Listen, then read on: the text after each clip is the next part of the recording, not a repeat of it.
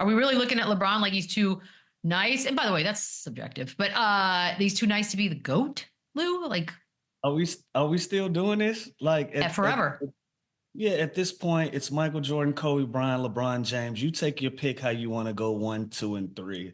LeBron James is in that conversation. He went out and got a record in 40,000 points that we felt like would never be touched. And for him to even be considered a guy that's not even a scorer or that has this killer mentality and goes out and get that record. And yes, a lot of that comes with longevity, but two out of the three of those guys in that conversation came out of high school. And by all means, he's done above and beyond what we've expected him to do as a player. Now, can you make the argument that he should have more championships? Sure. But we're talking about a guy that if you're a kid for 9 straight years, you watched LeBron James in the NBA finals when you were growing up.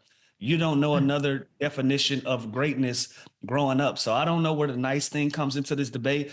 Sure, he could have had a more of a killer instinct, the killer mentality that people love to say Michael Jordan and Kobe Bryant had because of how they carried themselves. But LeBron James is in that same conversation with those guys, whether we accept it or not. But I think these conversations are generational. The older guys, they expected their stars to operate in a certain space, and LeBron James didn't really operate like that. So I understand Charles Barkley's point of view when it comes to Michael Jordan. But, again, if you're a 19-year-old kid, a decade, you watch LeBron James every single year compete for a championship, and you can't tell that kid nothing the same way you probably can't tell young kids that grew up in the 80s and 90s anything about Michael Jordan. So there you Yeah, have that's it. right. You can't. You can't tell me nothing, and don't even try.